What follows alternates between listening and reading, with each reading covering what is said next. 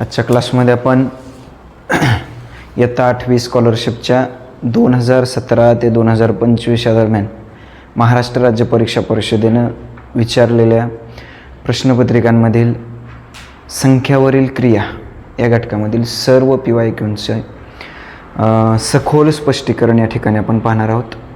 त्याच्यामध्ये पहा, पहिला प्रश्न आहे, एका अभयारण्यात जेवढे पक्षी आहेत त्यापेक्षा 1/2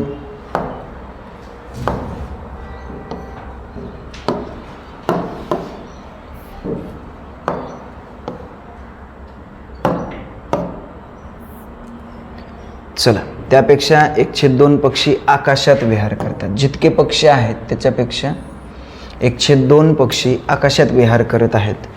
1/3 पक्षी झाडावर बसलेले, 1/3 झाडावर बसलेले आहेत. 1/8 1/8 पक्षी जमिनीवर दाणे टिपत आहेत. उरलेले 45 पक्षी तलावात आहेत. तर पक्ष्यांची एकूण संख्या किती? दोन्ही पद्धतीने जाऊ शकते, पर्यायाद्वारे जाऊ शकते किंवा समीकरणाच्या पद्धतीने. समजा आपण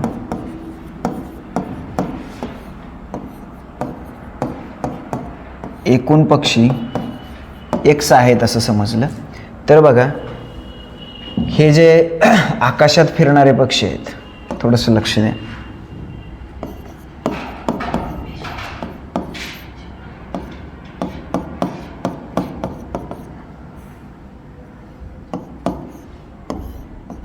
आकाशात फिरणारे जे पक्षी आहेत,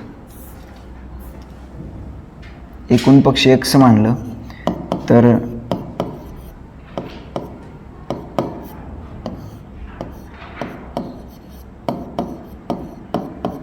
आकाशात फिरणारे एकूण पक्षाच्या 1/2 पट आहेत राजांनो. एकूणच्या 1/2 म्हणजे आपण त्याला 1/2 असं लिहू शकतोय. त्यानंतर झाडावर बसलेले पक्षी किती आहेत?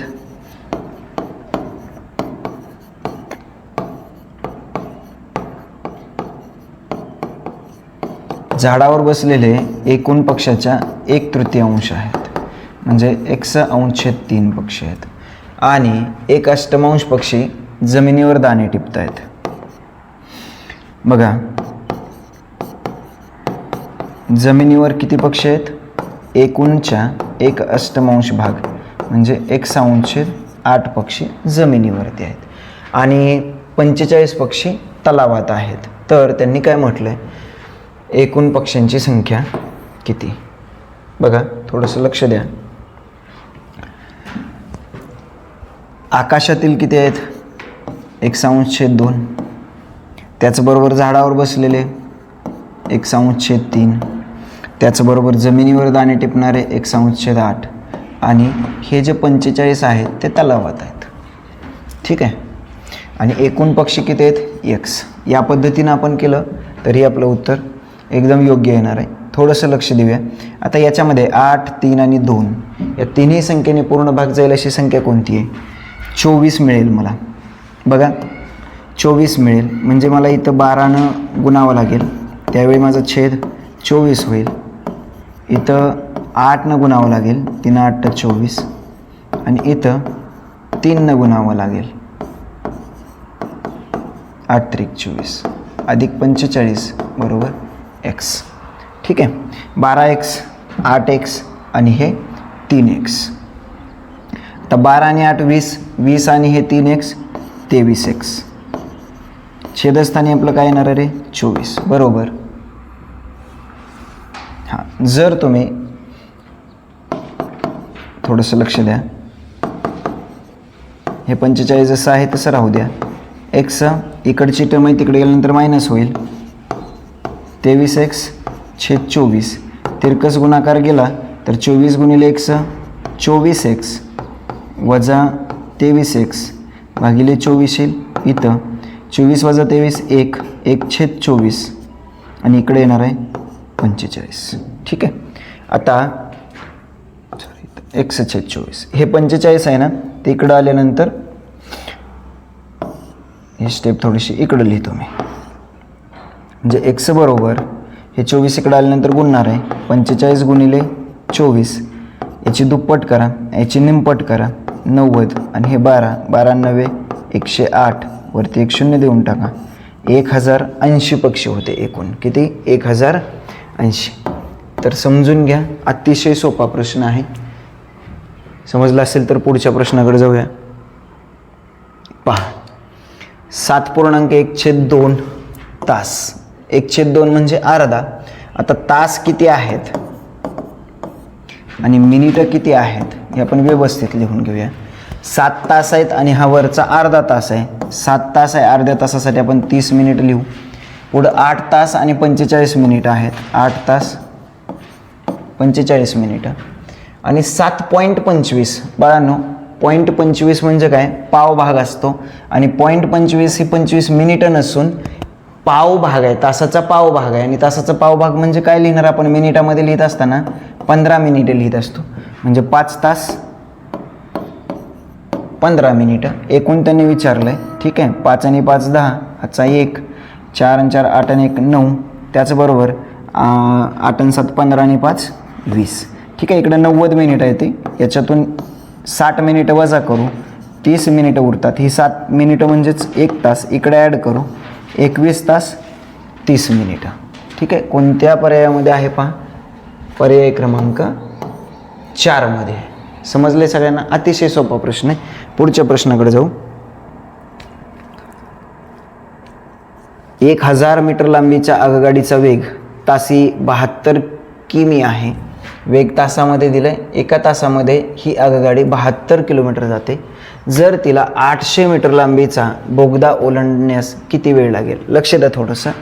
1000 मीटर लांबीची आगगाडी. आता ही आगगाडी आहे असं समजा आणि इथून पुढं आपला बोगदा आहे. या बोगद्यातून आगगाडी पुढे जाणार आहे. ज्यावेळी बाळांनो आपल्याला एकूण अंतर काउंट करायचं आहे, एकूण अंतर कन्सिडर करत असताना ही आगगाडी आणि हा बोगदा असे दोन्ही मिळून आगगाडी किती मीटर झाली राजांनो? 1000. आणि बोगदा किती मीटरचा आहे? दिलाय तिकडं 800 मीटरचा. म्हणजे अंतर किती झालं आपलं? एकूण अंतर झालं 1000 आणि 800, 1800 मीटर. आता एक गंमत आहे पहा, अंतर मीटरमध्ये आलं आपलं आणि वेग दिलाय काय? किलोमीटरमध्ये, किलोमीटर प्रति तासामध्ये. जर आता एक कन्सेप्ट समजून घ्या, जर वेग किलोमीटर प्रति आवर्स दिला असेल आणि त्याचा जर वेग मला मीटर प्रति सेकंद करायचा असेल तर बाळांनो थोडंसं लक्ष द्या. किलोमीटरचा मीटर करायचा आहे. किलोमीटरचा मीटर, 1 किलोमीटर बरोबर किती मीटर राहतात? 1000. 1 तास म्हणजे किती सेकंद राहतात? 3600. 2 0 2 0, 5 2 सॉरी 5 नाही जाणार. हां, 2 5 10 आणि इथं 2 18. म्हणजे एक लक्षात ठेवा, जर तुम्हाला किलोमीटर प्रति तासचा वेग मीटर प्रति सेकंद करायचा असेल तर आपल्याला 518 गुणावं लागणार आहे. ठीक आहे. म्हणजे आपला वेग किती होता? 72 होता. म्हणजे 72 किलोमीटर प्रति तास असेल तर त्याला आपल्याला 72 गुणिले 5/18, 18 चोक 72, 5 चोक 20 मीटर प्रति सेकंद येईल. 20 मीटर प्रति सेकंदामध्ये आपण वेगाचं रूपांतर करून घेतलं. पुढं जाऊया. काय म्हटलंय? किती वेळ लागेल? आपल्याकडे सूत्र आहे, वेळ बरोबर अंतर भागिले वेग. अंतर किती आपलं मीटरमध्ये? 1800. आणि वेग किती दिलाय मीटर प्रति सेकंदमध्ये? 20. 1 0 1 0 कट करा, 92 18 0 0 90 सेकंद. वेळ किती लागणार आहे? 90 सेकंद. आता 90 सेकंद म्हणजे काय? त्याला आपण असं लिहू शकतोय का? 60 सेकंद अधिक 30 सेकंद. म्हणजे 60 सेकंद म्हणजेच काय बाळांनो? 1 मिनिट. आणि हा वरचा 30 सेकंद म्हणजे अर्धा मिनिट. याला आपण असंही लिहू शकतो 1.1/2 1.5 मिनिट असं लिहू शकतोय का? लिहू शकतोय. असे पर्याय कुठे दिसतात पहा. 1.5 मिनिट दिलाय आणि 90 सेकंद सुद्धा दिलाय. म्हणजे पर्याय क्रमांक 1 आणि 2 एकदम बरोबर उत्तर आहे. एकदम सिंपल पद्धतीने असं करू शकताय. पुढे जाऊया. आणि ह्या कन्सेप्ट अतिशय महत्त्वाच्या आहे.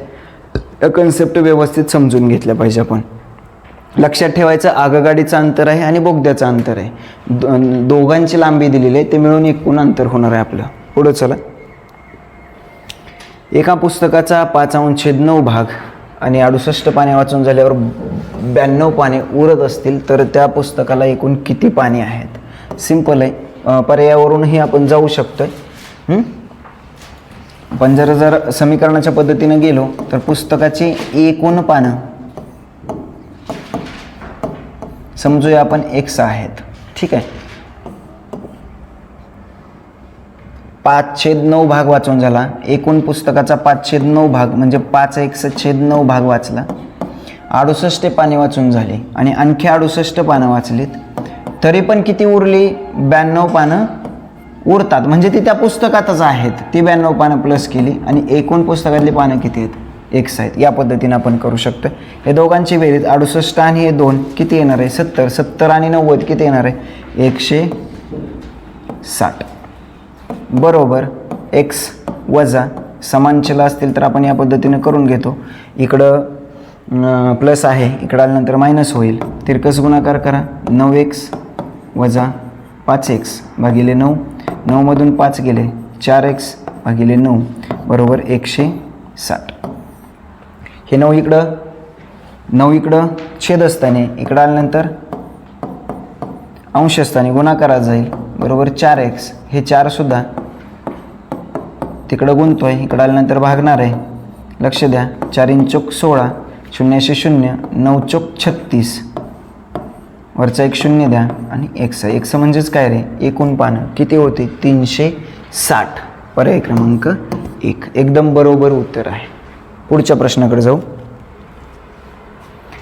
2 क्रमवार समसंख्यांचा लसावी 312 असेल तर त्या संख्यांची बेरीज किती?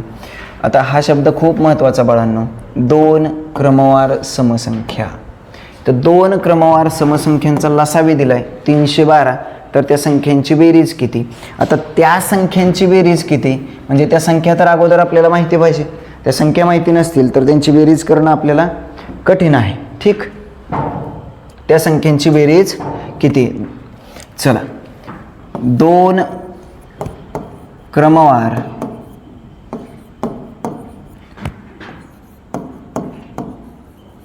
समसंख्यांचा मसावी. मसावी म्हणजे काय रे? महत्तम सामायिक विभाजक. महत्तम सामायिक विभाजक. असा कोणता विभाजक आहे मोठ्यात मोठा की ज्या विभाजकानं त्या दोन्ही संख्यांना भाग जाईल?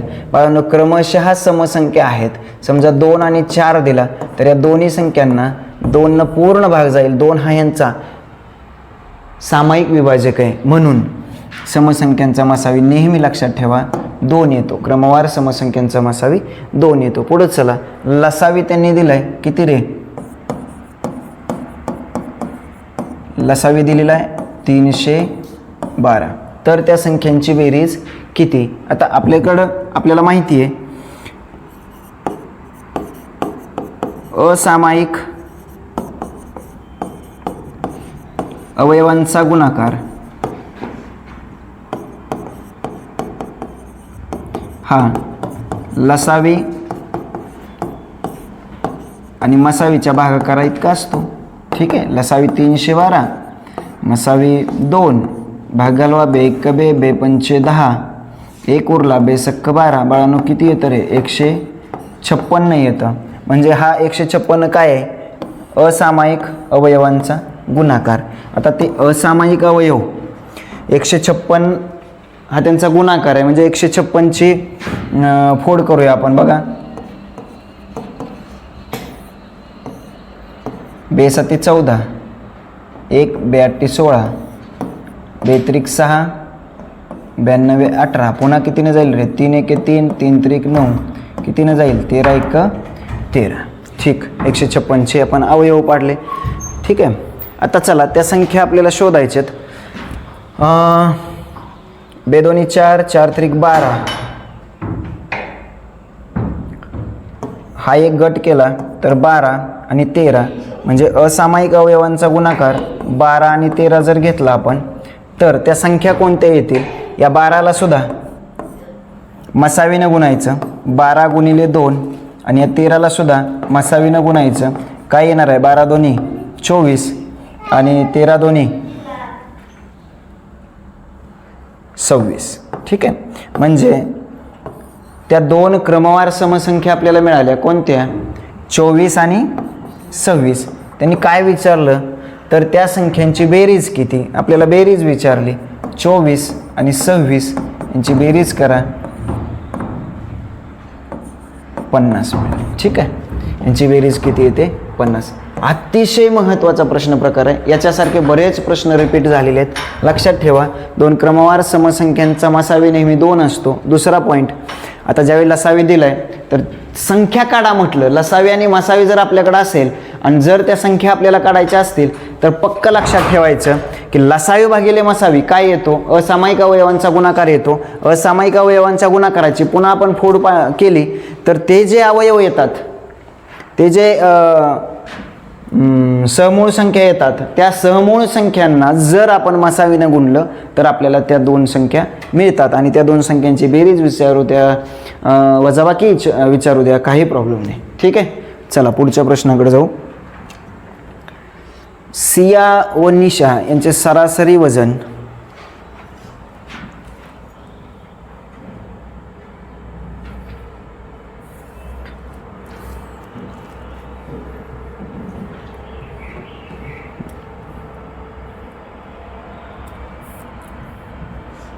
ठीक आहे, थोडंसं छोटं करतोय, सोडवायला जागा पाहिजे आपल्याला.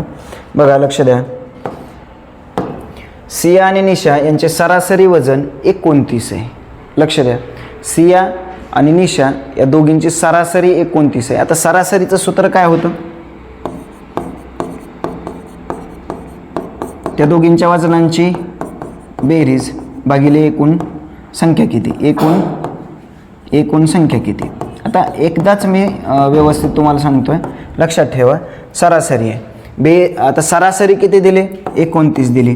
किती जणांची आहे रे बाळांनो? दोघांची. 29ला इकडं 2 जर गुणलं आपण तर किती येतं रे? किती येतं? 29 दोन्ही 58. म्हणजे हे जे 58 येणार आहे ते या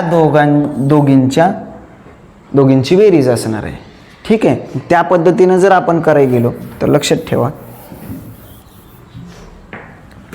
सिया आणि निशा यांचे सरासरी वजन 29 आहे. म्हणजे सिया आणि निशा यांची बेरीज किती येणार आहे? 58 येणार आहे. पुढे जाऊया. फिजा आणि सिया, फिजा आणि सिया यांचं सरासरी वजन 26 आहे. म्हणजे सरासरी म्हणजे प्रत्येकीचं वजन 26 आहे, तर दोघींचं किती झालं? 26 दोन्ही 52 झालं. ठीक आहे, पुढे जाऊया. निशा आणि फिजा यांचे एकूण, आता इथं मात्र सरासरी दिलेलं नाही. निशा आणि फिजा यांचं एकूण वजनच दिले 50. निशा आणि फिजा यांचं दोघींचं वजन किती आहे? 50 आहे. थोडंसं लक्ष द्या, त्यांनी काय विचारलंय तर तिघांपैकी सर्वाधिक असलेले वजन किती, सर्वात जास्त वजन कोणाचं आहे आणि किती आहे हे आपल्याला शोधायचं आहे. चला, सिया इथं आहे, सिया आणि सिया 2 सिया. निशा इथं आहे 2 निशा. फिजा इथं पण म्हणजे 2 फिजा. ठीक आहे, इकडं 50 त्रिक 150 आणि हे 10 160. लक्षात ठेवा, इकडं 2 जर कॉमन काढला म्हणजे जर इकडच्या समीकरणाला 2 न भागला आणि तिकडे उजव्या बाजूलाही आणि डाव्या बाजूलाही 2 न भागलं तर काय येणार आहे आपल्याला? सिया, निशा आणि फिजा बरोबर 160 भागिले 2 म्हणजेच किती? 80. या तिघांच्या वजनाची बेरीज किती आहे? 80 आहे. ठीक आहे, आता त्यांनी काय विचारलं सर्वाधिक कोणाचा, म्हणजे तिघींचंही काढावं लागेल आपल्याला. आता सिया आणि निशा 58 दिलं. इथे या दोघींची किंमत ठेवतो मी 58 अधिक फिजा. ह्या दोघींची बेरीज ठेवली तर मला फिजाचं मिळेल. म्हणजे फिजा बरोबर 80 वजा 58 काय येतं राजांनो, 8 6 2 22. म्हणजे फिजाचं वजन मिळालं मला 22. आता पुढे जाऊया. फिजा आणि सीना किंवा मग सिया सॉरी बघा पुन्हा एकदा मी सीना, निशा आणि फिजा यांची बेरीज किती दिली 80 आहे. ठीक आहे. आता हे निशा आणि फिजा यांची बेरीज दिलेली आहे आपल्याला. किती आहे रे 50. ते 50 ठेवतो तर मग आपल्याला काय मिळणार आहे, सियाचं वजन मिळणार आहे. हे 50 उजवीकडे गेल्यानंतर मायनस होईल, काय येईल 30 येईल. सियाचं वजन किती आलं 30. आता ह्या दोघींची वजनं ठेवून आपण एकटी राहिली कोण, निशा, ती काढू शकतोय. थोडंसं वरती लिहितो मी.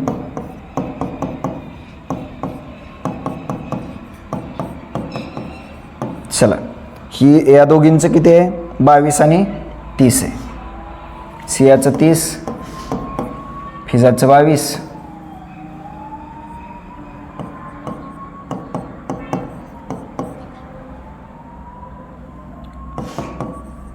चला हे 30 आणि 22 किती रे 52. इकडे जाऊन हे वजा होईल, किती उरतो 8 6 गेले 2. म्हणजे निशाचं वजन येणार आहे 28 वर्ष. 28 मोठा 30 मोठा का 22 मोठा, 30 मोठा. कोणाचं वजन आहे सियाचं. किती आहे 30. सर्वाधिक वजन कोणतं असणार आहे 30 असणार आहे. एकदम सोपा प्रश्न आहे. जाऊया पुढच्या प्रश्नाकडं. Sorry 1 minute.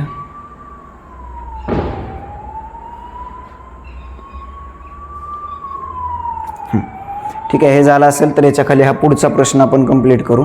हे मी इरेज करतोय.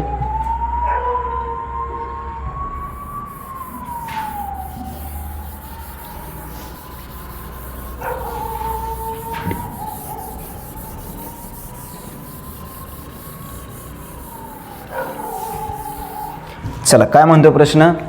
एक काम काही मजूर काही दिवसात पूर्ण करतात. तेच काम करताना जर मजुरांची संख्या पूर्वीच्या संख्येच्या 2/3 पट केली असती तर दिवसांची संख्या पूर्वीच्या किती पटीने वाढली असती. ठीक आहे. एक काम काही मजूर काही दिवसात. काही मजूर समजा आपण मजूर आणि दिवस.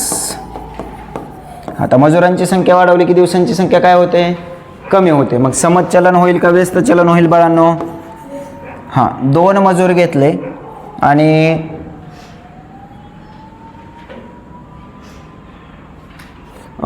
दिवस किती लागतात समजा 4 लागतात असं पकडलं आपण. नंतर त्यांनी काय सांगितलंय जर मजुरांची संख्या पूर्वीच्या संख्येच्या 2/3 पट केली. मजुरांची संख्या पूर्वीच्या संख्येच्या 2/3 पट केली. ठीक आहे. मग काय करतो मी इथं 3 घेतो आणि इथं 6 घेतो. का असं केलं मी कारण इथं 2/3 आहे. मग 3ला 3 मला कॅन्सल करायला सोपं जाईल.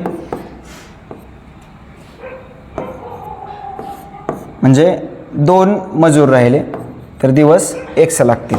आता व्यस्त चलन असेल तर काय करतोय आपण दिलेल्या राशींचा बोला काय करतो गुणाकार करतो का भागाकार करतो. गुणाकार. म्हणजे 3 गुणिले 6 बरोबर 2 गुणिले x. हे 2 इकडं आल्यानंतर 2 6 3 9. पूर्वी दिवस किती होते 6 होते. आता किती झाले 9 दिवस झाले. काय म्हटलंय पूर्वीच्या किती पटीनं वाढली. किती वाढली रे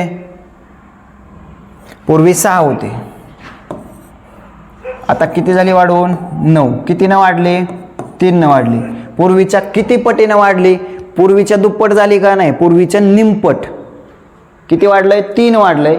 तर पूर्वी 6 होतं तर 6च्या निम्मी वाढली. म्हणजे पूर्वीच्या निमपट वाढलेले. निमपट म्हणजे 1/2 पट वाढला.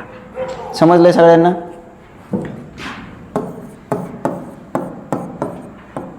1/2 पट वाढला. चला पुढच्या प्रश्नाकडे जाऊ.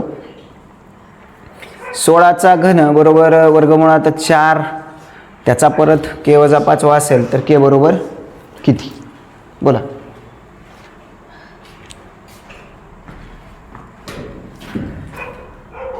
सोळाचा घन दिलेला आहे आणि इथं 4चा. ठीक आहे. 16चा घन बरोबर जर लक्ष द्या, जर वर्गमूळ असेल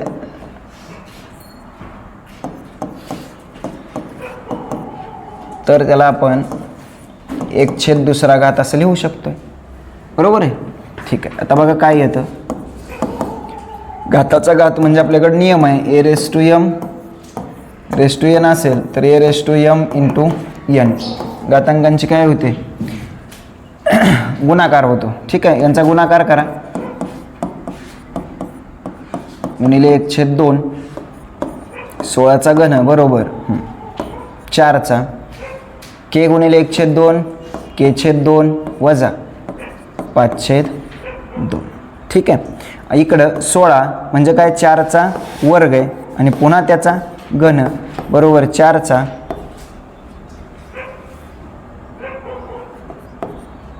k वजा 5/2 असं लिहिलं तरी सुद्धा चालेल. आता 4चा किती होईल? घाताचा घात म्हणजे काय? घाताचा गुणाकार.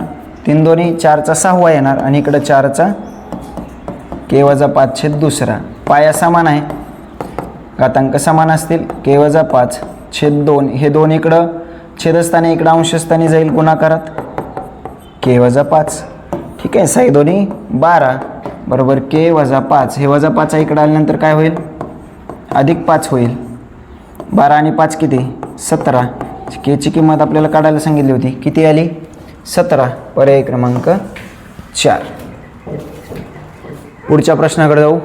खालीलपैकी कोणत्या 2 पर्यायातील संख्या पूर्ण घन संख्या आहेत? प्रिंटिंग मिस्टेक आहे या क्वेश्चनमध्ये. आता पूर्ण घन म्हणजे काय? त्या संख्येचं घनमूळ निघायला पाहिजे बाळांनो. जर आता 3चा घन 27 आहे बाबा, मग जर मी अशा पद्धतीने केलं 0.03 घेतलं तर याचा घन काय येणार आहे? तिथं 2 घरं आहेत. 2 घरं सोडून दशांश चिन्ह. इकडं 2ची तिप्पट किती रे? 6. 1 2 3 4 5 6 या पद्धतीने येणार होतं. ठीक आहे. किंवा मग जर इथं 0.3 असेल तर इथं 1 घर सोडून असेल तर पुढं किती? 3 घरं सोडून दशांश चिन्ह येणार होतं. इथं 3 घरं सोडून आहे का दशांश चिन्ह? बघा आहे का? 0.3चा घन काय येईल? 27. 3 घरं सोडून 1 2 3 घरं सोडून 0.027 आहे का? आहे. म्हणजे पर्याय क्रमांक 1 0.0270 ही पूर्ण घनसंख्या आहे. पुढे जाऊया. 625 कशाचाच घन नाही, त्याच्यामुळे डायरेक्ट ह्या पर्यायाला कॅन्सल करून टाका. इथं 1331 कितीचा घन आहे रे बाळांनो? 11चा. जर आपण असं पकडलं 0.11चा घन या पद्धतीने जर केलं तर 1331 इथं 2 घरं आहे, 6 घरं सोडून पॉईंट द्यावा लागणार. 1 2 3 4 5 6 अशा पद्धतीने यायला पाहिजे होतं, पण आलेलं नाही. किंवा मग जर तुम्ही 1.1 असं घेतलं तर या 11चा घन किती येणार आहे? 1331 3 घरं सोडून यायला पाहिजे, म्हणजे 1 दशांश चिन्ह असं काहीतरी यायला पाहिजे होतं. हे पण चुकीचं आहे. 729 कितीचा घन आहे रे? 9चा. पण दशांश चिन्हाच्याकडे किती? 4 घरं आहेत. इथं कमीत कमी एक तर 3 घरं पाहिजेत किंवा 6 घरं पाहिजे होती, त्याच्यामुळं हे पण कॅन्सल आहे. त्याच्यामुळे 2 पर्याय निवडू शकत नाही बाळांनो. इथं फक्त पर्याय क्रमांक 1 येईल. हा प्रश्न जो आहे खालचा, हा प्रश्न पाठीमागच्या क्लासला आपण पाहिलेला आहे. पुढच्या प्रश्नाकडे जाऊ. रीनाकडे काही फुले आहेत, तिनं प्रत्येकी 12 फुलांच्या माळा तयार केल्या तर तिच्याकडं 11 फुले उरतात. 12 फुलांच्या माळा केल्या तर 11 उरतात. 16 फुलांच्या माळा तयार केल्या तर 15 उरतात. त्याच्यातलाही फरक किती आहे? 1 आहे. 18 फुलांच्या माळा तयार केल्या तर 17 उरतात, म्हणजे फरक किती? 1 उरतो. त्यांनी काय विचारलं? तिच्याकडं कमीत कमी म्हटलं की काय करणार आपण? लसावी काढणार. कशाचा? 12 16 आणि 18चा लसावी काढायचा. उभ्या पद्धतीनं काढू आपण. चला बेसक्क 12, बेअट्टी 16, 92 18, पुढं कितीनं भाग जातो आहे? बेत्रिक 6, बेचोक 8, हे 9 आहे असं ठेवा. पुढं 3 1 3, 4 आहे असं ठेवा. 3 त्रिक 9. ठीक आहे. लसावी म्हणजे काय? सामायिक आणि असामायिक दोघांचा गुणाकार. या सगळ्यांचा गुणाकार करायचा. हे सामायिक 2 2 3 आणि इकडं 4 3. बेदोनी 4, 4 त्रिक 12, 12 चौक 48 आणि 48 त्रिक किती बघा? 3 8 24, हाचे 2, 3 चौक 12 13 14, 144.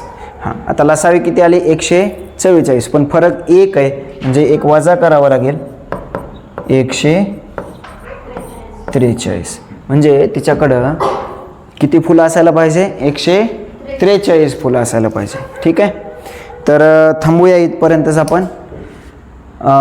पुढले प्रश्न पुढच्या ह्याच्यामध्ये पाहू.